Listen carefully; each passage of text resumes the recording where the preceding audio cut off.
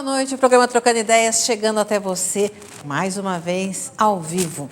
É sempre uma alegria poder estar aqui em sintonia com você e ajudar a responder, a esclarecer algumas dúvidas, aquilo que você desejaria perguntar, né, a qualquer pessoa e fica aí sem saber para onde mandar. Mande para cá a sua pergunta. O programa de hoje, ele é livre, o tema dele. Então, você pode entrar em contato conosco e fazer a sua pergunta, porque hoje os nossos convidados aqui para responder essas perguntas são de peso, viu, gente? Tudo gente da casa aqui, ó, mas muito capacitado. Eu tenho a alegria de receber aqui hoje a Elaine, que está sempre conosco aqui, que é psicóloga. Então, está aqui para ajudar a gente nas nossas perguntas. Você já conhece bem. O nosso outro convidado de hoje é o meu amigo, nosso herói aqui da Canção Nova, Oswaldo Luiz. Cara, bem-vindo, Oswaldo. É uma alegria imensa ter você aqui. Eu estou muito feliz também. Tentei me arrumar para ficar elegante que nem você. Não tem, a sua elegância interior é superior à minha. Prazer. Bem-vindo, viu? E o meu querido companheiro de missão aqui, ele, o gente lindo, Padre Roger Araújo. Bem-vindo, Padre. Boa Hoje noite, trocamos as Carla. cadeiras de novo, né? Pois aqui é. A gente faz a dança das cadeiras. A dança das cadeiras. Mas vendo o Oswaldo do outro lado ali, se tem alguém que dançou muitas cadeiras, foi o Oswaldo, né? O Oswaldo está dançando faz tempo, Padre. Não, lembro dele apresentando Trocando Ideias, lembro dele apresentando jornal, lembro dele vai lembrar do Oswaldo dizendo muita disso, coisa. daquilo. De fato, eu fui substituto há algum tempo do Ricardo, acho que era o oficial. Oswaldo, você é do mesmo ministério meu, não é? Ministério da Pavimentação?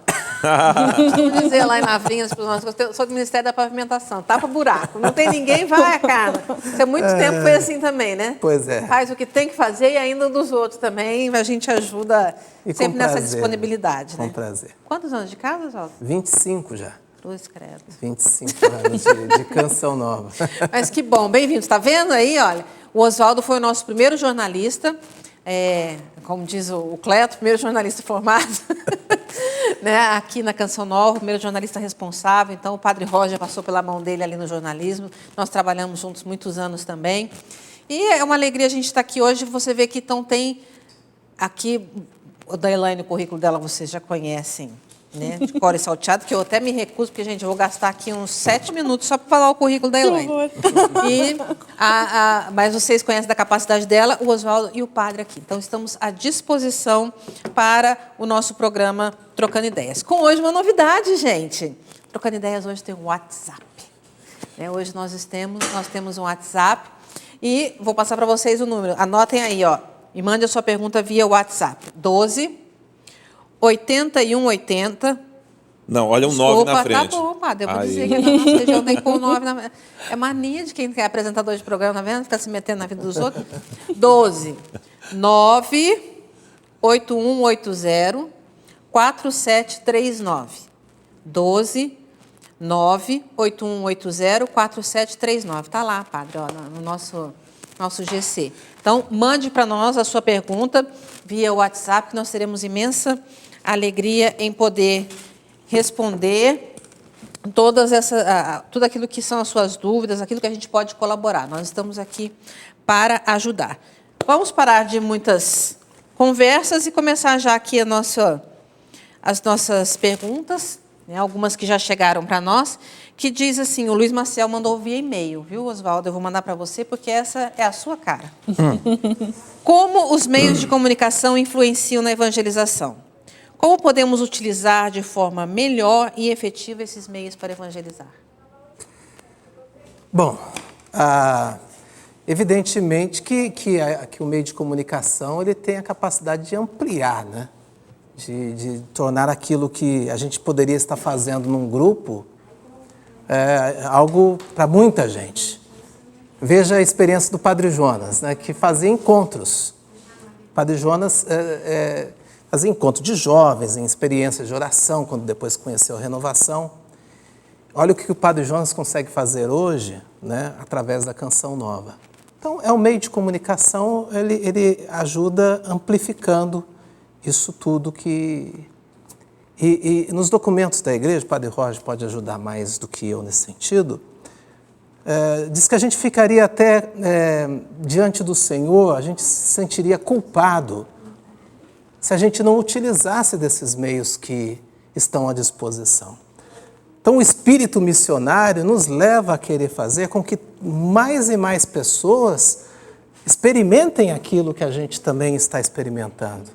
Então, se a gente acredita naquilo que a gente vive, se a fé realmente nos faz bem, então a gente precisa partilhar isso da forma possível. E olha, hoje, com as redes sociais, com os novos meios de comunicação, com as novas tecnologias, isso facilitou sobremaneira. Quando eu estudei e fiz faculdade, a gente sempre sonhava com a democratização dos meios de comunicação. Enfim, de dar possibilidade de todo mundo se comunicar. Porque o que tinha? A gente tinha os grandes meios que eram muito caros e que só quem tinha muito dinheiro podia chegar lá e transmitir a sua mensagem. Hoje, nós temos a possibilidade de partilhar a nossa mensagem muito facilmente. É claro que tem os riscos disso, né? Sim. A gente tem visto, infelizmente, essas redes sociais muitas vezes mal utilizadas, pessoas falando barbaridades. Até o autor que faleceu recentemente, o Humberto Eco, fez até uma crítica muito forte em cima disso, dizendo, pois a gente, infelizmente, com esses novos meios, a gente tem pessoas que, antigamente, as suas besteiras, somente 5 pessoas ficariam sabendo, hoje eles conseguem colocar isso para muito mais gente, é muito mais perigoso. Mas, mesmo com esses riscos todos, eu sou muito otimista, e acredito muito nessa nova maneira de fazer comunicação. Eu acho que é uma oportunidade que nós temos. E é claro que o meio de comunicação não pode substituir nunca o contato pessoal, né? Então, a pessoa, vou evangelizar pelos meios de comunicação e não participa de um grupo de oração, não participa de comunidade, não vai na paróquia, enfim, virou um evangelizador midiático. E não tem contato, não tem experiência, não sabe se relacionar com as pessoas, aí não adianta nada.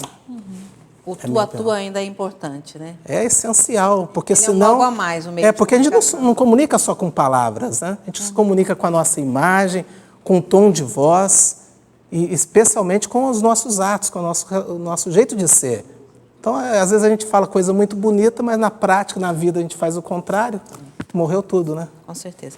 Gente, antes de eu passar para a próxima pergunta, eu quero esclarecer vocês aqui, porque tem uma lista enorme aqui já, graças a Deus, está bombando o WhatsApp, todo mundo perguntando, é da Canção Nova, é do Trocando Ideias? É. Vocês podem estar vendo uma fotinha diferente aí, a da Mônica, tá, gente? A nossa diretora. Mas ela emprestou hoje, gentilmente, aqui o WhatsApp dela. Então, agora, façam a sua pergunta usando o meio de comunicação, e principalmente quando é assim no WhatsApp, mais sucinta, né, e objetiva, clara e objetiva, que a gente, à medida do possível, olha, do jeito que está bombando aqui, a gente vai começar a correr atrás. Mas, então, só para esclarecer, é do Trocando Ideias mesmo, por mais que vocês estejam vendo uma foto diferente aí, é o WhatsApp do Trocando Ideias, e a gente vai agilizar nas perguntas agora, bem rapidinho, ok? Elaine, vamos lá. Enquanto isso, as pessoas se organizam aqui, ó, eu vou voltar em mais uma de um e-mail aqui. Okay. Ela é de Taubaté e diz assim, tenho um filho de 13 anos e a minha convivência com ele está muito difícil. Ele me afronta o tempo todo, é muito teimoso, desobediente. Com isso, acabo falando coisas muito pesadas que sei que não deveria falar. Às vezes, até rejeito os abraços dele. Está muito complicada a nossa relação. O que posso fazer para melhorar? Você já traz para nós, né, você que nos mandou essa pergunta lá de Taubaté, espero que você esteja nos acompanhando agora, a questão da comunicação com o teu filho, você já tem um diagnóstico. Eu já tenho uma repulsa em algum momento, né, por todas as coisas que ele fez. Eu não vou entrar aqui na questão do que ele exatamente tem, mas essa fase de 13 anos, 14, 12, 15, onde o jovem vai formando os seus gostos, né, a sua personalidade vai ficando mais clara, é muito comum esse embate com os pais. A violência não vai te levar a nada. Então, eu acho que o primeiro ponto, que você mesmo, eu não consigo me comunicar. Perceba como você acolhe aquilo que ele diz, mesmo que seja algo que você não concorde num primeiro momento, mas traga para o diálogo. Qual é o grande risco nesse momento? Você perdê-lo para outros grupos.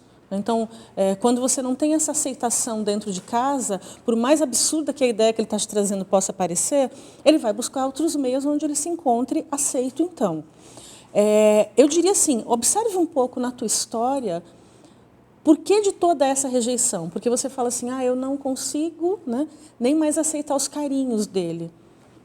Observe um pouco para a tua história, mãe, né, de como ele foi concebido, como foi a sua história com ele, em que momento ele veio na sua família. Porque, às vezes, digamos assim, essa revolta aparente pode ser fruto de uma série de coisas que já vem acontecendo, né, em casa, e vão desabrochar nisso. Acho que a Carla, com adolescentes, tem bastante experiência em casa também, e com os amigos, a gente, enfim, né? Oswaldo também tem filhos, Oswaldo? Eu tenho um de 17. Eu estava pensando, não sei se é verdade, mas parece que os meninos gostam de bater de frente com as mães. Então, isso que ela está vivendo ali talvez não seja muito anormal. Eu acho que a primeira coisa, talvez ela tenha que saber que isso acontece com alguma frequência, né, Helene? Acontece com frequência. O que passa do normal é quando vai para a agressão física.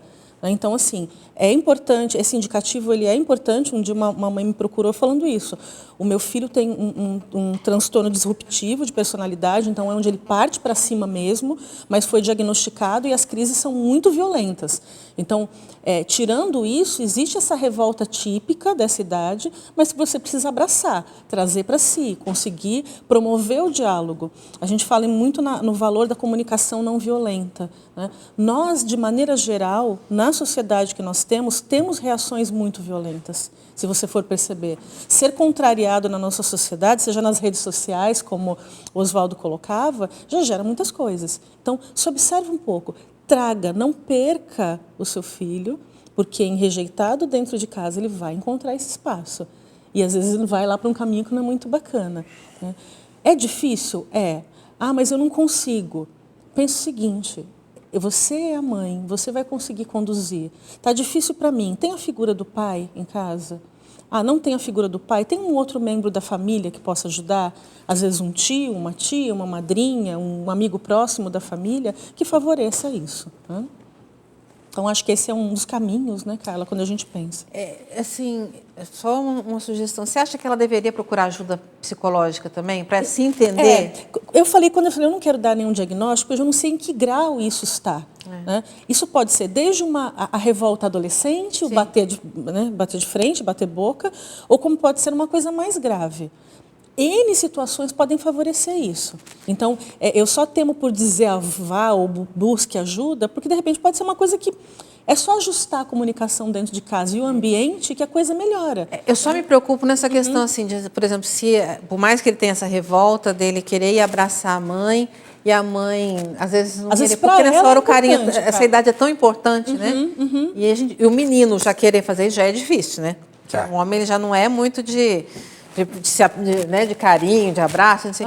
Então, realmente isso, porque daí ela pode querer e vai procurar um abraço fora de casa, né, que é mais complicado. Mas tá aí, tá? Então, lute, tente achar, tente ajustar a comunicação e acredite, vai passar. Padre, a primeira pergunta aqui que veio que eu consegui achar aqui nas milhares que estão aqui no WhatsApp, né, ela fala assim, a minha é para o Padre Roger. Ótimo, você já disse.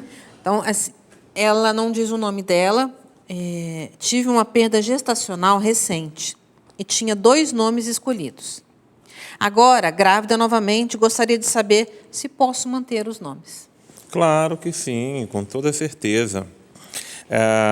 Então, primeiro eu quero pedir realmente a Deus, já estou percebendo isso, que você já se recuperou da perda que você teve. Louvado seja Deus, maravilhoso seja isso.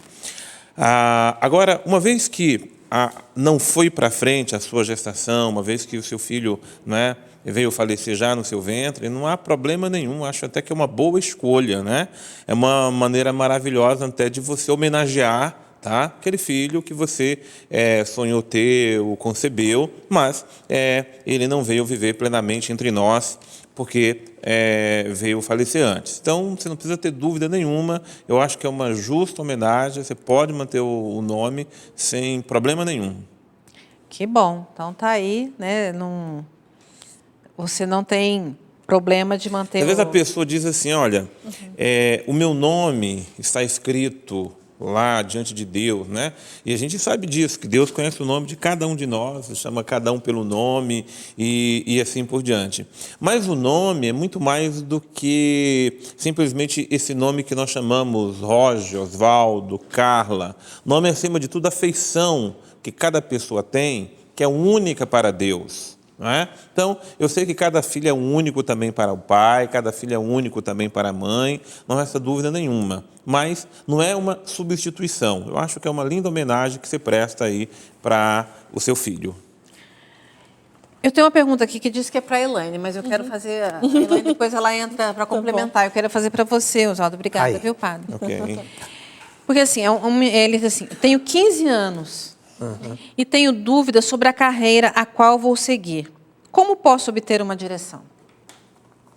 Você vive isso em casa? Seu filho já... Estou vivendo isso, né?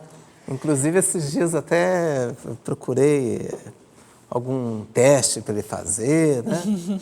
A Helene certamente vai ter ali a opção como é que chama? Orientação vocacional. Orientação vocacional, que pode ser também uma boa ajuda, né? Eu acho que, primeiro, é muito comum isso, né? A gente não fica sabendo certinho as coisas, a gente não tem 100% de certeza do que a gente vai ser mesmo com essa idade. Eu me recordo que com 15 anos eu estava num seminário para ser padre. Era seminarista salesiano, não é? E eu acho que é um pouco disso, de você ir fazendo tentativas, de você ir verificando o que você gosta mais, que área que você gosta mais, não é? E não ter receios até de cometer erros, né?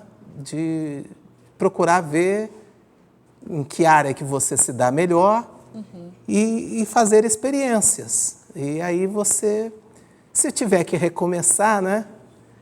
Antigamente a gente tinha aquele conceito, né? E eu acho que é até difícil isso quando eu vou relacionar com meu filho, né?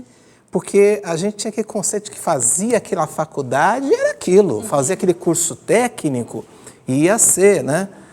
Eu lembro que eu ficava pensando assim, eu vou fazer um curso no Senai como meu pai fez e vou ficar a vida inteira trabalhando na fábrica de vagões em Cruzeiro. Aí depois fui ser seminarista e de lá vi que a minha vida não era mais para o lado, tinha que ser para o lado das humanas e acabei sendo jornalista. Então, calma, né? E vai E é feliz, fazendo. ou não? Roxa, Realizar nossa. tanto na profissão Muito, como na vocação. Muito, muito. A pergunta era vocação? Não, era da profissão? carreira Era mesmo. da carreira. Você falou de seminarista, então como hoje você é casado e tem 2 filhos, então não existe uma frustração aí também. Não. Elaine, e como lidar Dicas. com isso? Vamos lá. É importante assim, quando a gente fala em carreira, é importante que você pense. Eu coloquei algumas palavras aqui: interesse, aptidão, conhecer, né? Então assim, é interessante. Eu tenho um interesse por direito. OK. Conheça, vá conversar com profissionais da área do direito, entenda o que é a faculdade, né? Tem alunos que vão, por exemplo, eu falo da minha área, que é psicologia. Vou fazer psicologia para resolver os meus problemas, é a maior furada do mundo. E muitos alunos procuram psicologia porque tem N situações que pensam que vão resolver, né? Mas então é interessante você... Bom, eu tenho aptidão, eu quero ser médico, mas não suporto ver sangue. E não necessariamente, eu acho que a gente tem que estar pautado nessas carreiras tradicionais, né? Muitas pessoas, por exemplo, mudou, né? eu quero ser comerciante. Ótimo, seja comerciante, procure algo que te ajude, né, a fazer a gestão do seu negócio. Mas essa questão de não ter medo de mudar também é importante. Se você não define bem, você corre o risco de saltar, né? Tem muitos jovens que começam uma faculdade, começam, por falta mesmo de identificação. Então, as feiras também vocacionais ajudam muito, as universidades públicas fazem isso, as centrais de estágio, CIEE, alguns locais fazem isso e podem te ajudar nesse discernimento. E vá até a faculdade. Muitas faculdades têm portas abertas. Venha conhecer o nosso curso, tem o dia lá do calouro, o dia do visitante, né? Então, isso vai te ajudar também. E lembre o seguinte, nem sempre o interesse significa aptidão. Você pode gostar da coisa, mas às vezes não ter jeito para aquilo. Então, conhecer profissionais da área vai te ajudar bastante também, nessa escolha, né? Então, é importante. 15 anos, eu acho muito uma cedo. judiação, né? Eu tinha um professor que falava o seguinte, eu entrei na faculdade com 19 para 20. E eu ficava super preocupada, tinha aquela molecada, né, de 18 e tal. Falei, professor, e aí, né? Eu vou me formar mais tarde. Ele falou assim, 20 anos seria a idade ideal. porque você já tem um pouco mais de maturidade para escolher, para aguentar, né, o tranco também que muitas matérias trazem. E hoje a juventude ela amadurece um pouco mais tarde. Então, até essa coisa dos 18 anos, às vezes, é muito precoce mesmo para a escolha. 15 anos mais ainda, né? E a família ajuda muito nisso, né? Quanto de pressão ela faz ou não, quanto ela coloca coisas, você tem que fazer isso ou fazer aquilo. Então, com calma, tá, meu querido? Vai, com calma, você vai achar o seu lugar ao sol aí, mas com calma, não se desespere, que você tem bastante tempo ainda. Padre, ó, o senhor está aqui num sucesso, viu, padre? O Padre Roger. Ótimo, então vamos lá. Padre Roger. Conversão depende da minha vontade ou é uma graça recebida de Deus? Porque eu peço tanto a Deus para ser uma pessoa diferente e viver segundo os seus mandamentos, mas abrir mão de certas coisas é tão sacrificante. Por que me sinto assim? É a Luciana, de Taubaté. Ô, Luciano, um abraço grande para você, querida. Eu quero dizer que você está no caminho da conversão. Você tem já vontade de se converter, de mudar de vida, de mudar de atos, de mudar de atitudes. Mas a sua pergunta é uma pergunta também muito inteligente, muito importante para todos nós. Conversão é vontade minha, eu preciso querer me converter. Agora, quem me dá a graça para que eu consiga realmente mudar de vida é Deus. E o contrário também não pode acontecer. Deus até pode querer, mas se eu não quero me converter, a conversão não acontece. Deus leva muito em conta a liberdade de cada um, a escolha de cada um, a decisão de cada um. Então, a conversão é um ato também de inteligência, ou seja, inteligência quando é capacidade de escolha, não é? Então, por isso que eu posso escolher querer viver essa vida errada, mas eu posso escolher querer sair dessa vida errada. Aí tem uma dificuldade que você menciona muito bem.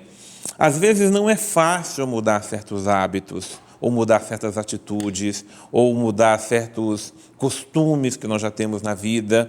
É preciso um esforço muito pessoal, né? Uma disposição, uma vontade grande. Às vezes a nossa vontade não colabora. Aí eu preciso contar sempre com a graça de Deus.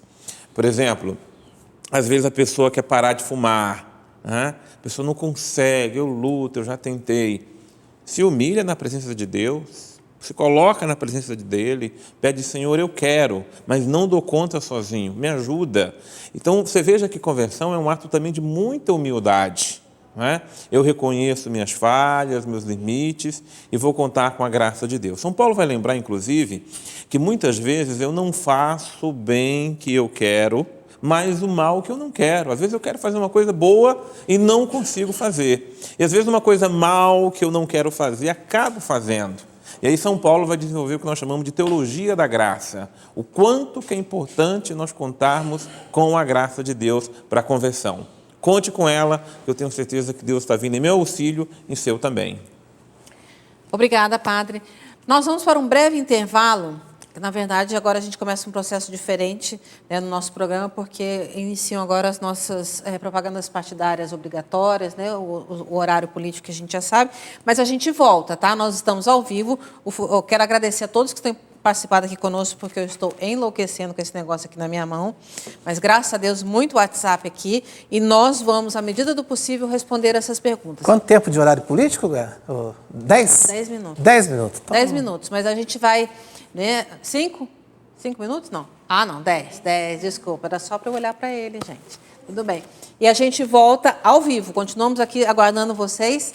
E às 8h40 nós estamos de volta aqui no Trocando Ideias, ok? Vai preparando já a sua pergunta, mandando para a gente, que nós vamos fazer todo o esforço para respondermos todas as perguntas de hoje. É rápido, hein? Vocês vão ver, vai passar rapidinho esse horário político e a gente já volta. Estamos de volta aqui no programa Trocando Ideias, eu não falei que era rapidinho, para nós aqui, ó, nós batemos um papo, trocamos ideias aqui entre nós e foi rapidinho, né? A gente deu uma olhadinha no horário político, vimos algumas pessoas que passaram ali, mas continuamos aqui firmes e fortes, dispostos a responder as suas perguntas, os seus questionamentos, querendo sempre ajudar.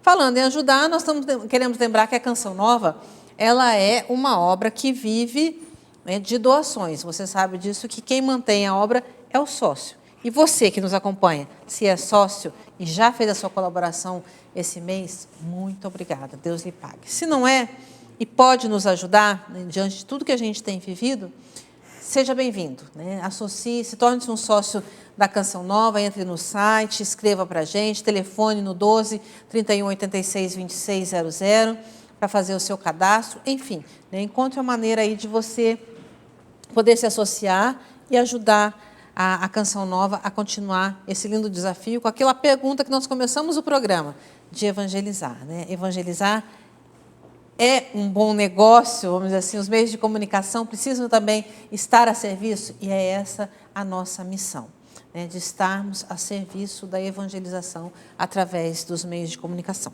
Contamos aí com a sua ajuda. Padre, o senhor como padre, como jornalista, eu vou começar aqui com o senhor nesse bloco. A pergunta é assim: como nós cristãos devemos nos posicionar diante de tantas notícias contrárias ao que acreditamos? Por um lado, não queremos dar continuidade a tantas coisas ruins divulgadas, mas também não podemos ser católicos bitolados. E muitas vezes somos criticados por não nos posicionar e por não debater. Bom, primeiro eu concordo plenamente com você, nós não podemos ser cristãos bitolados, católicos bitolados, e eu acho que é muito importante a gente procurar se informar, saber do que está acontecendo no mundo, ao nosso redor. Não adianta fechar os olhos para o mundo que nós estamos. Primeiro, nós precisamos colaborar com a transformação e com a melhora do mundo. Nós precisamos rezar por esse mundo em que nós estamos. Precisamos pedir a intervenção de Deus, a graça de Deus e assim por diante. Agora, diante do mundo que nós estamos, tão cheio de notícias para lá, para cá, nós temos que saber depurar, nós temos que saber purificar, nós temos que saber escolher, nós temos que saber selecionar, e a gente tem que saber realmente de onde vêm as informações que nos são dadas e nos são passadas, né? Oswaldo lembrava no bloco anterior que hoje, mais facilmente, nós temos hoje acesso à comunicação, né? Antigamente, para a gente saber notícias, a gente tinha que assistir um ou outro jornal apenas, né? Tinha a opção de assistir esse ou aquele canal, no máximo 4. Hoje, com a democratização, a internet facilitou isso e assim por diante, a gente vai ficando mais criterioso. A gente sabe que a gente pode escolher, não é? Onde a gente pode procurar a melhor informação, onde a gente pode realmente procurar saber dos fatos e assim por diante. E, acima de tudo, não ser ingênuo. A gente não pode ser ingênuo quando escuta uma coisa, não é? Saber que quem está comunicando aquilo lá tem também um interesse de dizer a coisa daquela forma e assim por diante. Então, essa maturidade diante dos fatos que nós vamos lidando vai nos ajudando a depurar essas coisas. É bom lembrar que, por exemplo, a própria igreja tem muitas agências de notícias boas, que nos ajudam muito, né, a gente saber das coisas que estão acontecendo no mundo ao nosso redor. Eu chamo a atenção, por exemplo, das notícias internacionais. Se a gente for pegar, às vezes, sites, nos trazem sempre notícias de guerras, de combates, e parece que no mundo só acontece isso. E não é verdade. É verdade que o mundo tem dramas, tem situações complicadas, não é? Por exemplo, a situação dos refugiados hoje no mundo é um problema sério dos tempos de hoje.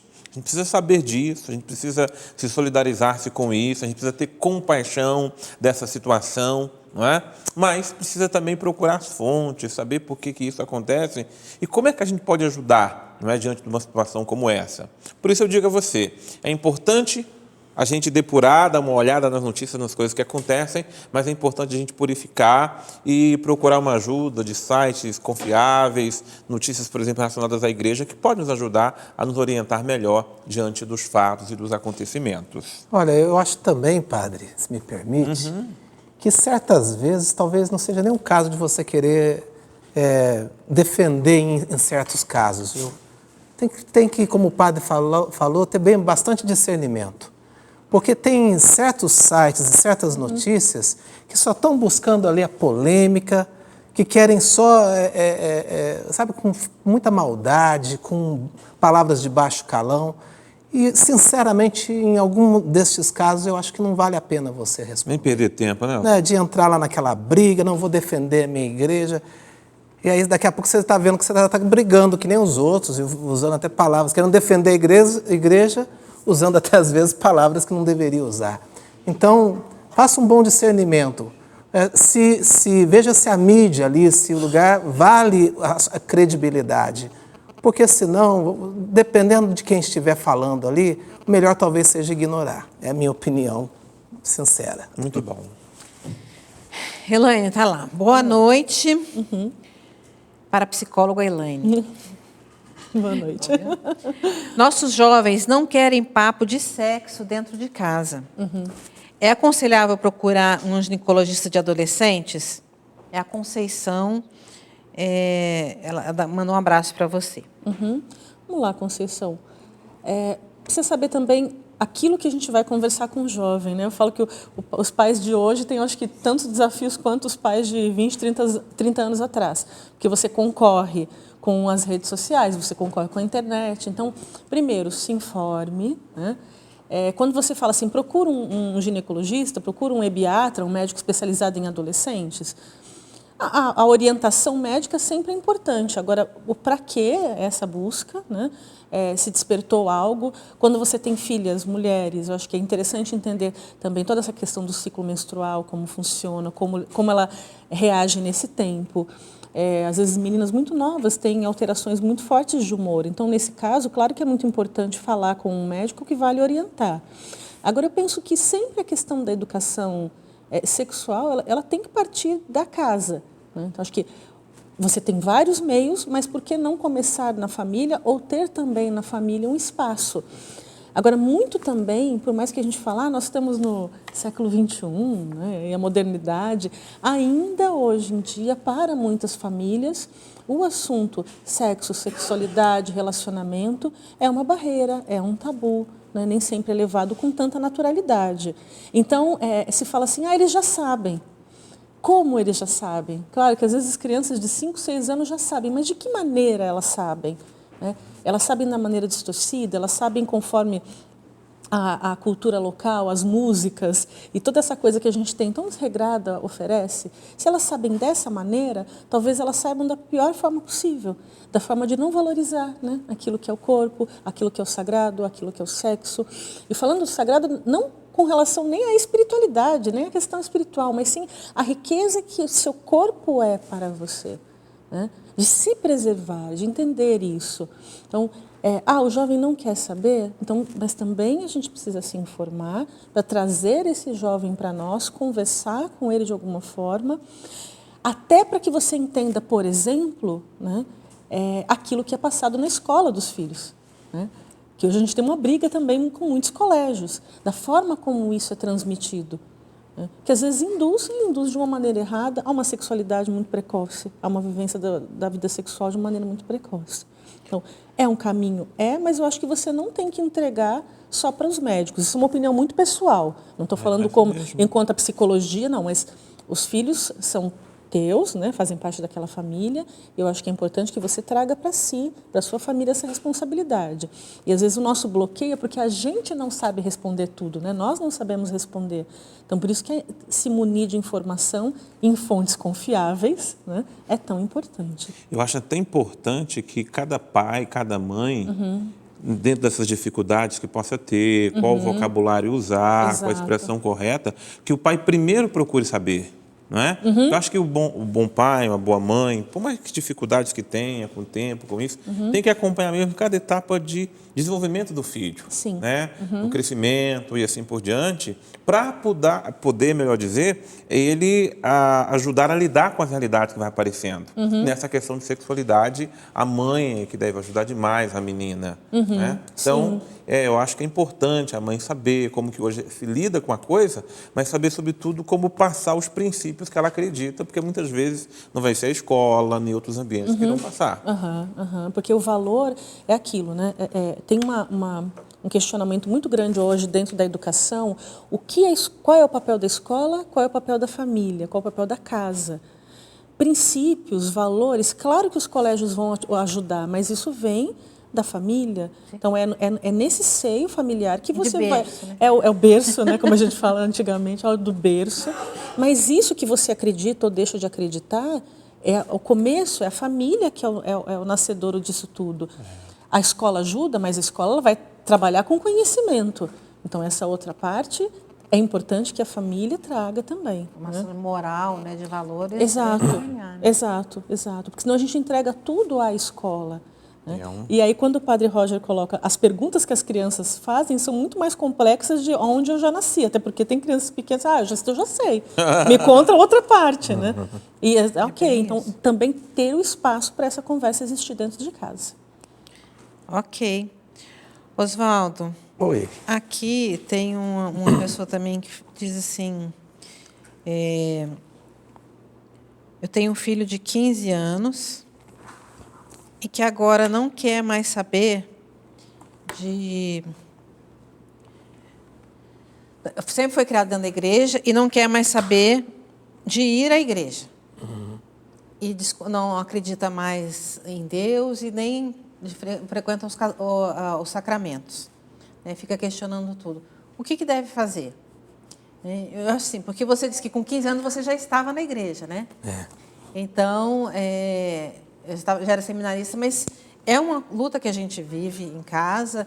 E Olha, como é um que a gente grande deve fazer desafio. essa questão A gente que tem, da evangelização a dos gente tem filhos? criança, né, em casa. Eu tenho uma de 9, vai fazer 9 anos, né, a Letícia, tem o Luiz Egídio de 17. A gente fica com essa preocupação de fazer com que as nossas crianças, os nossos jovens tenham esse mesmo gosto pela coisa de Deus que a gente tem. E a gente se preocupa e até me permite aqui o Padre Roger presente aqui, a gente fica muitas vezes preocupado com a liturgia, com o ambiente das nossas igrejas, né? Das nossas comunidades, que possam estar atraindo essas crianças e esses jovens. Porque a gente hoje vive um mundo onde o jovem tem tudo tão rápido, internet, jogos e não sei mais o que, shows, tudo muito em clipe, tudo muito rápido. E aí chega, às vezes, o jovem, a nossa criança lá na igreja, e aquela liturgia, aquele ritmo. Então, eu fico muito preocupado com isso também. Eu acho que esse drama que essa mãe, né, Carla, colocou, é o drama de muitos pais, de fazer com que esse interesse aconteça também nos seus filhos. Eu quero, assim, o adolescência, ele sempre vai querer contradizer, muitas vezes, os seus pais, vai querer, muitas vezes, ir contra aquilo que a gente coloca como valor lá dentro, né? Acho que é muito próprio da adolescência, ele querer contradizer, ele está tentando encontrar aquilo que ele acha, aquilo que ele acredita, aquilo que ele pensa, né? E não quer simplesmente seguir a figura dos pais. Então, isso, eu acho que é normal, algumas vezes, o filho querer justamente contradizer os pais cristãos, religiosos, né? Não, eu não quero saber disso. E a tia tem até pergunta já antecipada aí de um e-mail, alguma coisa assim, preocupado com isso, dizendo, o meu filho estava numa escola religiosa a vida inteira e virou agnóstico. Como é que eu faço? Né? Então, é um drama que muitas vezes acomete, e acomete justamente quem tem, os pais que têm essa espiritualidade. Então, acho que a primeira coisa é não dar uma superimportância a isso. Exatamente. Sabe? Não supervalorizar. Né? Supervalorizar isso, achar que é o fim do mundo. Meu filho vai para o inferno por causa disso. A primeira coisa é ter calma, né? E acreditar, porque é uma fase. E acreditar naquilo que você plantou lá atrás. Por isso que é importante você estar com seus filhos, você passar, você levar na igreja junto, né? Você falava É fruto do que plantou, né? Aí plantou. Nessa idade a gente vai colher, ou daqui para frente. E acreditar, né? Esperar que aquilo lá vai ter... Né? Agora, como se não a plantou música... antes, também não adianta ficar correndo agora, que o negócio vai ser mais complicado, né? Então, a gente tem, já dizer que de pequenino que se torce o pepino, mas também que a gente vai, essa questão dos valores que a Elaine falou, é desde criança que a gente vai formando e também levando para a igreja. Se você não leva para a igreja, não mostra desde criança... Agora, eu acho que é normal. Eu costumo dizer que eu fui assim, né? Eu, dos 15 aos 18 anos... Fase de questionamento, né, Carla? Então, quando a eu gente tinha pensa toda a que consciência, eu já tinha tido uma experiência com Deus e tudo, mas eu queria mais, era correr mundo. Eu queria viver o que o mundo me oferece de bom. Então, festa... Queria saber muito de igreja.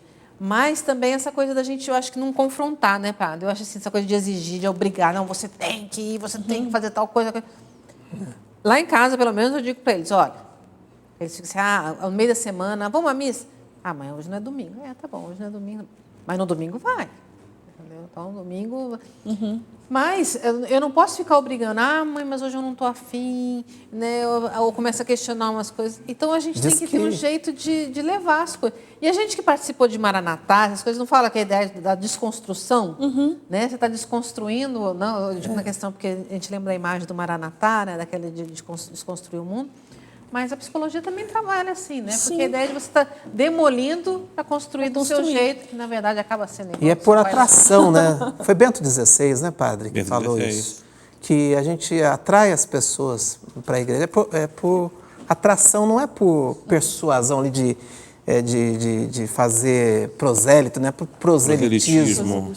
Né? Você traz as pessoas... A religião, na verdade, eu acho que assim, os valores, na verdade, tem que ser uma coisa tão gostosa de ser vivida que ela seja atrativa. Eu acho que ninguém gosta de uma coisa que a gente vê que não faz bem para outra pessoa. Entende? Então, se a pessoa vai na igreja e volta de lá bem, esses valores é vivido com gosto dentro de casa, eu acho que isso acaba atraindo outros para que vá também. Não é? Então, por isso que eu acho que quando a gente quer falar de religião para os nossos filhos, a gente tem que falar com os valores. Agora, quando a mãe, o pai, começa a trazer fofoca da igreja, a problemática, as brigas, daqui a pouco é um filho que vai querer... Quem vai querer ir participar? Quem é que vai querer participar de um negócio desse? Né? Quando vê que o pai volta de um negócio que só traz conflito e dor de cabeça para ele. É o exemplo, né? É o exemplo. Com certeza. O exemplo, eu acho que... E você tem que ter gosto, Oswaldo. Né? Você tem que ter gosto por aquele. Por mais dificuldade que possa ter, o filho seu vai querendo uma coisa que sabe que o pai gosta de ir, porque aquilo lá faz bem. Agora, sabe que o pai vai para a igreja, porque também está indo por obrigação. Meu pai saiu porque era obrigado, porque tinha medo de não ir. Não, acho que não. Eu gosto de ir na missa domingo, me faz bem, eu sou uma outra pessoa porque eu vou na missa. Aí se torna uma coisa atrativa também para o outro. Mas está aí, né? As palavras comovem, mas os exemplos arrastam, né? E a gente tem que fazer uma operação casada aí. Padre, eu vou continuar com o senhor, porque é uma pergunta. A Eliana diz assim: Padre Roger, como sei que estou perdoada dos pecados que cometi no passado, que não foram confessados, mas depois do meu encontro com Jesus não cometi mais? E todas as vezes que lembro, peço perdão a Deus. É válido? Ou tenho que me confessar? Mas não me sinto à vontade com meu pároco para me confessar. Por favor, me ajude. Então, veja bem, olha, o sacramento da confissão, ou melhor, o perdão dos pecados, ele tem um sentido muito objetivo. Eu preciso realmente admitir o meu pecado, admitir que eu pequei, reconhecer que eu falhei e assim por diante, e ter a objetividade de querer confessar, manifestar aquele pecado que eu cometi, até o modo de você realmente demonstrar o seu arrependimento por aquele pecado, é você realmente confessar. E confessar não é dizer para o padre que você cometeu esse pecado. Confessar é dizer para o pecado que você não quer mais saber dele. Confessar, na verdade, é acusar esse pecado, que ele não faz mais bem para você, ou você não quer que ele faça mais parte da sua vida. Então, não interessa a mim, como padre, saber do seu pecado. O que interessa é para você saber que você não quer mais cometer esse pecado. Por isso que você vai lá e diz: olha, eu pequei e os meus pecados são estes. Eu estou entendendo que uma vez que você faz isso, está dizendo: não, eu não quero mais cometer esses pecados. Agora, sendo mais direto ao que você falou. A primeira coisa é o que você já fez, o arrependimento por esse pecado, e que bom que você não voltou mais a cometê-los, ou seja, aquela conversão que teve realmente tocou a sua vida, tocou o seu coração. Agora falta o mais fácil. Eu digo que é o mais prático. Não tem problema se você não sente à vontade com o seu pároco, não se sente bem com ele, mas procure, porque não falta hoje sacerdotes, né? Se não for nessa igreja, vai na cidade mais próxima, assim por diante. Mas eu digo a você, é muito importante e necessário que você confesse o seu pecado. né? Pode ser pecado que já foi lá de trás, mas quando você se lembrou dele, né, e você se recorda que você não confessou, é uma maneira de você realmente, objetivamente, combater esse pecado, é ir confessar. Só vai te fazer bem, só vai te ajudar você a crescer na fé e você ter uma garantia de Deus que uma vez que o ministro usou a graça do sacramento para dizer que seus pecados estão perdoados, você pode ter certeza, esse pecado está para sempre perdoado. Gente, eu fico tão triste nessa hora, porque esse programa passa tão rápido. Você já acredita que está na hora do intervalo de novo? O padre, me ajuda aí, né? O negócio bombando aqui, o tempo não perdoa, só Deus, né, padre? Nós vamos para o intervalo, mas a gente volta rapidinho, porque tem muita coisa ainda para ser respondida aqui e a gente tem muito ainda o que trocar ideias. E eu volto depois falando um pouquinho mais para você a respeito do acampamento que está chegando aqui na Canção Nova, para que você venha já, se organize e venha participar conosco, ok? É rapidinho, a gente já volta. Estamos de volta aqui no programa Trocando Ideias, hoje voando, também porque tantas participações, a gente com a novidade do WhatsApp, que é provisório, esse número que eu passei para vocês, tá, gente? Por isso que vocês estão vendo a fotinha da Mônica aí, mas a gente viu aqui que deu super certo, então nós vamos providenciar um número para a TV Canção Nova, aqui para o programa Trocando Ideias, assim ninguém mais vai ter dúvida se é da TV Canção Nova, se é do programa Trocando Ideias, ok? Mas eu quero convidar vocês para, na próxima semana, né, no final de semana, de 1º a 3 de julho, virem a Canção Nova. Está começando férias, venha participar, venha passar as férias aqui na Canção Nova. O acampamento Curados para Amar, com o tema Vou Curar-te e Reanimar-te, com o padre Adriano Zandoná, Salete Ferreira e Eugênio Jorge. Vai perder? Olha, gente. Padre Adriano Zandoná, Salete Ferreira e Eugênio Jorge no acampamento Curados para Amar, de 1º a 3 de julho, aqui na Canção Nova.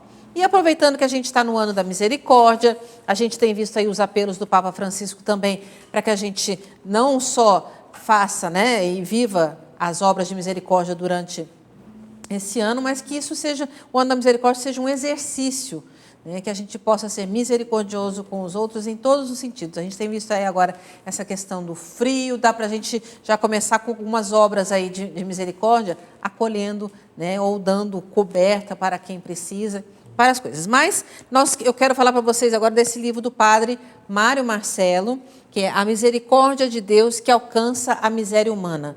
O livro ele fala basicamente de um Deus que é vivo, né? Um Deus que não está morto e que está sempre disposto a nos perdoar e a ajudar nesse recomeço de vida que a gente precisa ter a partir daquilo que o padre falou no bloco anterior, daquilo da gente reconhecer que é fraco, é pecador, mas buscar o Deus, porque Deus está vivo e disposto a caminhar conosco, a nos perdoar. Está aí a misericórdia de Deus que alcança a miséria humana. Você pode adquirir através do 12 31 86 2600 ou numa loja aí mais próxima de você. Tá? Vamos voltar aqui para o nosso bombástico WhatsApp. Elaine. Sim. Eu estava aqui com uma, gente, ela saiu a pergunta daqui, mas eu lembro. Eu lembro de cabeça aqui. Ela diz que ela tem um filho de 32 anos, faz 17 anos que não sai de casa. Ele tem toque. Já fez também tratamento psicológico, mas não evolui. Ela pergunta, o que ela pode fazer mais com esse filho? Fazer. Ok, então toque, transtorno obsessivo compulsivo. A pessoa pode ter comportamentos de repetição, alguns têm relação com evitação. Esse toque me parece que tem junto aí uma fobia social, então também ele tem dificuldade de contato. Porque você fica dentro de casa o tempo todo, né? Porque pode ser duas coisas associadas que impedem com que ele saia de casa. Sempre existe o tratamento associado, tanto psiquiátrico quanto psicológico. Algumas linhas de terapia... Claro, toda terapia ajuda, mas algumas não são eficazes quando você tem problemas comportamentais. Então, com medos, com ansiedade, você precisa trabalhar com aproximação. Só que essa aproximação precisa ser ensinada e monitorada, a ponto de que a pessoa começa a dar é como se fizesse um pouquinho por dia, né? Um pouquinho por vez. Porque a cada vez que ela possivelmente tenta sair de casa, ela vai ter um grau de ansiedade muito grande, faz com que ela volte para trás. Então, um modelo de terapia que ajude ela a fazer essa aproximação novamente, mas eu diria assim, as duas ajudas são importantes, porque 17 anos é muito tempo. Então, eu imagino o prejuízo social, acadêmico, profissional que essa pessoa tem. E é complicado porque, às vezes, o paciente que tem toque, ele é muito incompreendido. A pessoa que, por exemplo, tem necessidade de lavar as mãos, tem rituais próprios, né? Rituais que aliviam uma ansiedade muito grande. Muitas vezes são taxadas de frescuras, mas a pessoa que tem sabe o sofrimento que é. São aquelas cenas clássicas que a gente vê a pessoa que precisa andar na linha, contar os degraus, né? Só a pessoa que tem sabe o sofrimento. Então, procure avaliar se o tempo de terapia foi o suficiente, se a linha terapêutica foi o suficiente, se os profissionais que estão na cidade podem oferecer, né, até conversar com o próprio psiquiatra e entender, olha, veja, o senhor conhece profissionais que têm sucesso no tratamento? Nem sempre terapia depende só de um bom terapeuta. Tem um elo terapêutico entre o paciente e psicólogo que às vezes funciona e às vezes não. Porque o psicólogo é ruim? Não. Porque, às vezes, a pessoa não tem identificação. Identificação é tudo. Toda vez que essa aliança terapêutica, que é essa junção, né, dá certo, cola, vai e vai para frente. Porque tem que ter empatia. Tem. Se não há essa empatia, se essa aliança terapêutica não for boa, é aqueles casos que eu já fiz vários e não deu certo. Também, às vezes, a pessoa não consegue se abrir numa totalidade. E a mãe, ela também deveria procurar ajuda? A família ajuda. Inclusive, alguns lugares, parece que o Padre Haroldo tem algum movimento. Grupos, né? Assim, grupos de para apoio. As famílias, né? Sim, sempre que a gente fala de uma patologia, então quando a gente tem depressão, toque, casos de tentativa de suicídio, pacientes borderline, que são esses que vivem no limite, né, que se cortam, mutilam, enfim, muitos locais têm grupos de apoio para a família. Porque às vezes a família não consegue lidar. Como que eu ajudo? Eu mantenho no quarto ou eu puxo ele para fora à força? Se eu puxo para fora à força, eu estou intensificando aquele medo, aquele pavor que a pessoa tem. Então, às vezes, o apoio à família em paralelo também é importante, Oswaldo. Você fez uma boa lembrança aí. O que eu faço? E para todos os casos, por exemplo, com depressão, o que eu faço com aquela pessoa que não sai da cama há dias, há meses, há anos? Né?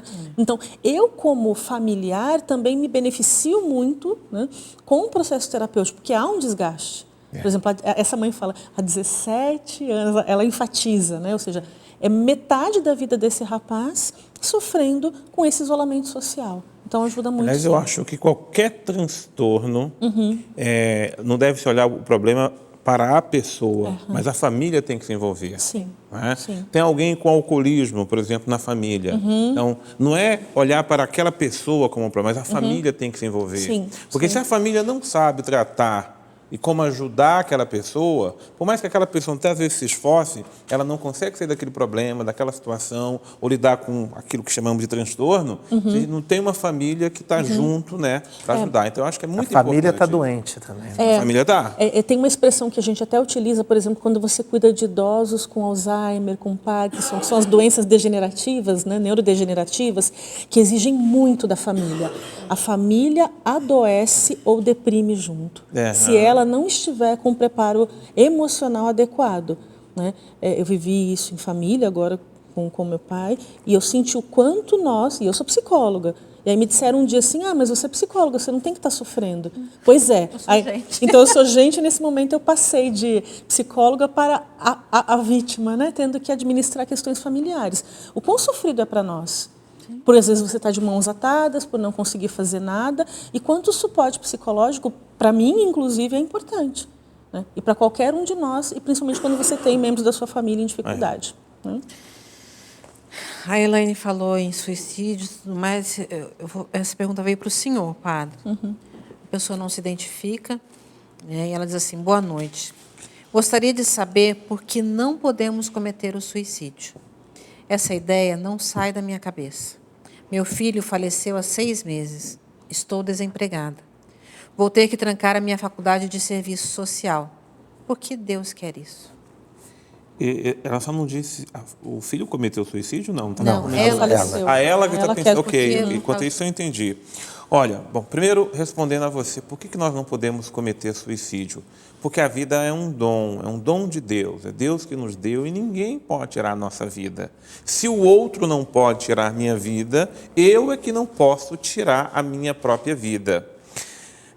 Eu só queria tirar também da sua cabeça, da sua mente, todos nós precisamos tirar da nossa cabeça, da nossa mente e do nosso coração a ideia de que quando as coisas acontecem negativas, erradas em nossa vida, foi Deus que quis. Não é verdade. Deus não quer as tragédias que estão acontecendo no mundo, Deus não quer que nossas famílias estejam sofrendo como estão sofrendo. Deus é aquele que sofre, se compadece conosco quando passamos por todas essas situações. E mais ainda, Deus é aquele que nos fortalece, que nos ajuda, que nos dá o apoio. Nós temos que suplantar de vez aquela mentalidade que muitas vezes se passa, não é? Que Deus é o culpado, que Deus é que permite que essas coisas aconteçam, assim por diante. Deus entregou o mundo para nós, Deus entregou a vida para nós cuidarmos dela. Aí há uma responsabilidade pessoal, aí há fatores externos que podem ser analisados, mas eu digo a você, Deus não quer que você esteja passando o que você está passando, Deus não quer que você sofra sozinho com o que você está sofrendo, minha amada filha, e acima de tudo Ele quer dizer que está com você no que você está sofrendo e vivendo. Não é? Então eu sei que a sua vida, por mais sofrida que ela esteja, machucada que ela esteja, deprimida que ela esteja, sua vida é um dom e ela tem um valor inestimável. Talvez a hora de você pegar lá no fundinho, não é? Um pouquinho daquilo que você conseguiu até se exprimir agora, sinal de que você ainda está viva, sinal de que você ainda sente, e é preciso encontrar esse pequeno amor que você possa ter à sua vida e deixar Deus cuidar, deixar Deus transbordar. Mas, por favor, eu estou pedindo a você que você possa repelir do seu pensamento, do seu coração, qualquer sentimento que venha, até contra a sua vontade, em relação a tirar a sua própria vida. Às vezes eu não consigo, padre. Peça ajuda, peça para alguém rezar com você, se aconselhe com alguém, abra seu coração para alguém. Esses dias eu fazia um programa pelas redes sociais e na hora entrou uma pessoa com esse pensamento mesmo de tirar a vida e falou, tal. E foi bacana que nós rezamos juntos ali, né? Todas as pessoas que estavam juntos. Que maravilha foi depois, como ela passou a ter um outro gosto pela vida. Não é? Então eu tenho certeza que se você procurar pessoas que vão te ajudar a olhar a vida com outros olhos, eu tenho certeza que você vai dar muito mais valor à sua vida, tá? Mas, por favor, não alimente esse pensamento, esse sentimento, por mais difícil que esteja a sua vida, de tirar sua própria vida. Sua vida tem um valor inestimável. É tão difícil, né? A gente ver, assim, algumas situações que a gente acaba ficando comovidos com vocês também. E eu aproveito aqui até para fazer essa pergunta que eu já perdi ela aqui no meio dos montes dos WhatsApp, tá? Mas eu guardei ela na minha cabeça porque também mexeu comigo. Um rapaz, Oswaldo, ele diz que ele é ministro da Eucaristia. E todas as vezes que ele visita um doente e vê a situação difícil que a pessoa está vivendo, o aperto no coração, ele também sente esse aperto. Se isso é normal. Ele está meio que somatizando, né, Elaine? Não, eu ia entrar agora na sua... Ele está puxando um pouco aí. Mas eu acho importante que você esteja fazendo essa empatia, né? De você não estar fazendo ali por fazer, né? Você está indo, levando a Eucaristia e, de fato, vivenciando, se relacionando com as pessoas. Isso é muito importante. Meu pai é ministro da Eucaristia e ele faz... lembrando mesmo do seu pai. E ele tem uma faz... compaixão, isso? Ele faz... Está sendo ministro da Eucaristia, Carla, atualmente, na Santa Casa de Cruzeiro. Imagino o que meu pai não está vivendo também nessa realidade, né? De encontrar tantos sofrimentos, pessoas em situações dificílimas, né? Então, é claro, você não pode se deixar dominar por esse sentimento, né, e começar, de repente, para baixo. Olha, eu não vou acabar dizendo aqui, mas vou pedir uma licença para os convidados e para a Carla para dizer uma história que o Padre Jonas, eu ouvi o Padre Jonas contando isso, porque eu acho que talvez até ajude a pessoa que falou a respeito Suicídio. do suicídio, né? O Padre Jonas falando que conta uma história uma vez de que o diabo colocou à venda as suas principais armas e colocou preço para cada um. Então lá, ódio, as armas que ele tinha. Ódio, colocou um valor, colocou outro valor lá para as drogas, prostituição, tudo que ele utilizava.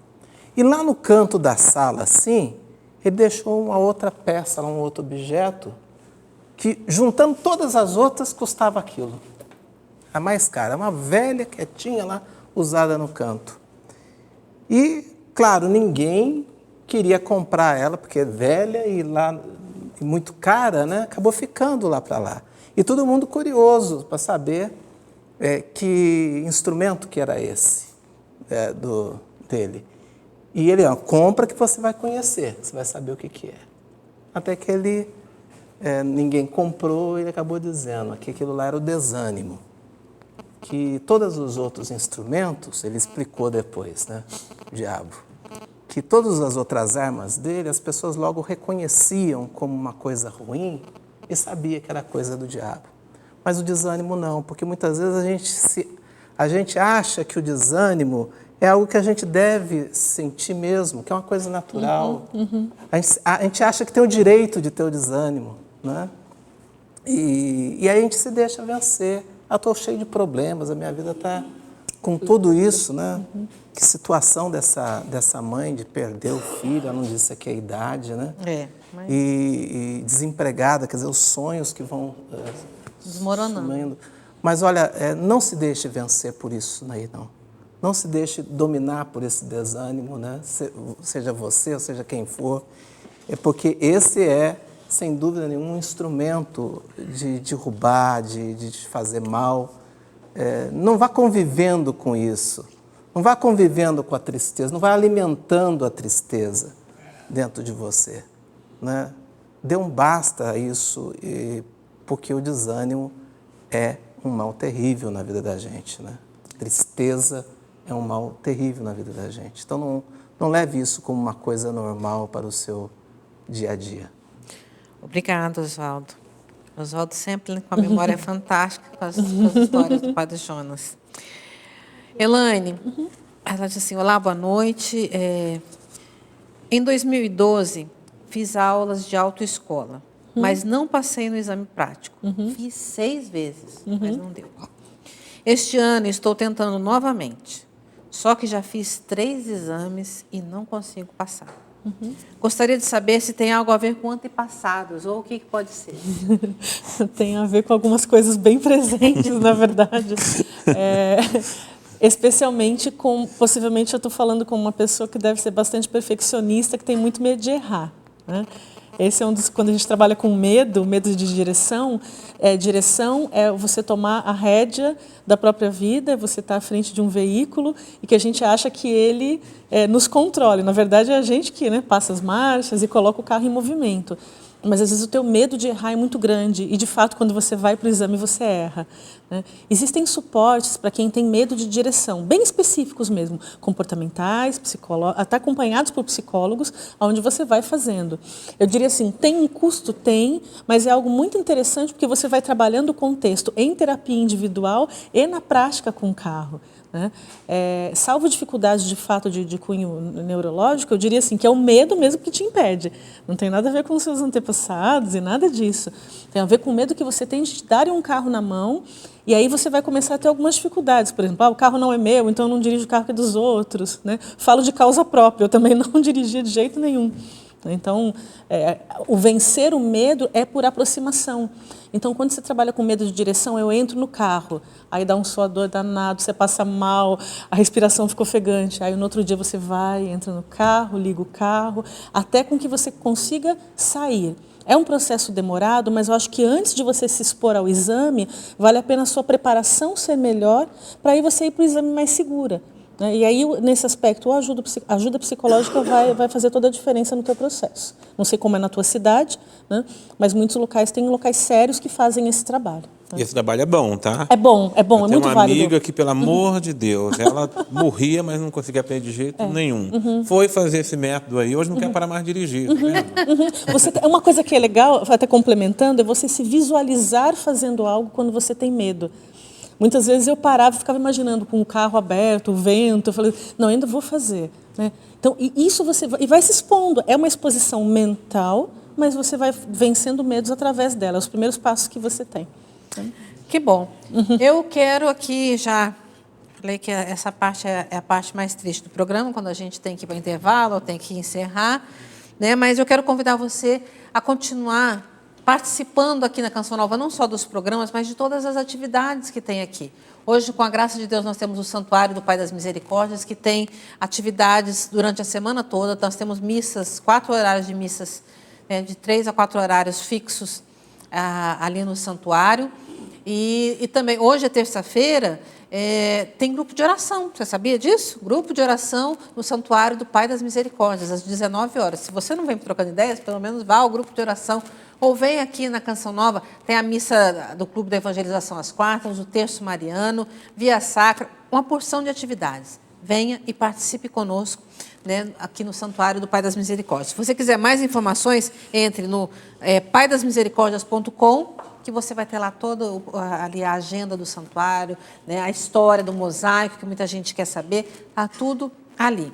E também lembrando, que eu já falei que você quer ser sócio, a nossa revista desse mês falou de sanidade para sanear, básico, né? Sanidade para sanear o básico. Então, tá aí, a gente evangeliza, mas a gente também ajuda e ensina as pessoas em vários aspectos. O Oswaldo faz parte da equipe da revista, né, Oswaldo? É sobre o meio ambiente, né? Esse mês ano, foi o mês do meio ambiente. Nós tivemos campanha da fraternidade, tivemos a Encíclica documento, do Papa. a encíclica do Papa, Laudato Si, né? Isso. Então, essa matéria vai ao encontro disso tudo. Que mundo queremos, né, gente? Então, tá aí. Mas na nossa revista também, além de assuntos de evangelização, também falamos a respeito do meio ambiente. Você tem sempre aqui novidades, tem as palavras, a liturgia diária, o santo do mês, que esse mês é São Pedro. Né? Nós temos vários santos esse mês, é época de festa junina, mas na nossa revista ele está dedicada a São Pedro. Você que é nosso sócio já deve ter recebido aí a sua revista. Pode colaborar conosco. Se você não é, torne-se um sócio, que você todos os meses terá mais esse material de evangelização chegando aí na sua casa, ok? Eu quero agradecer a todos que participaram conosco hoje através do WhatsApp. Quero dizer que são mais de 430 mensagens que estão aqui.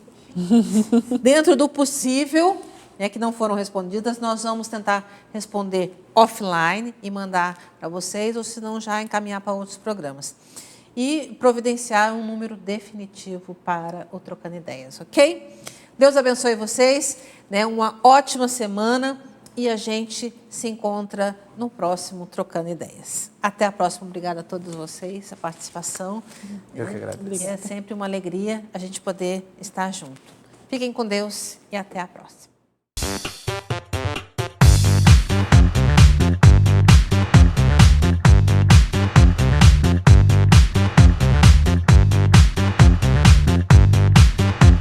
CançãoNovaPlay.com. Assine já!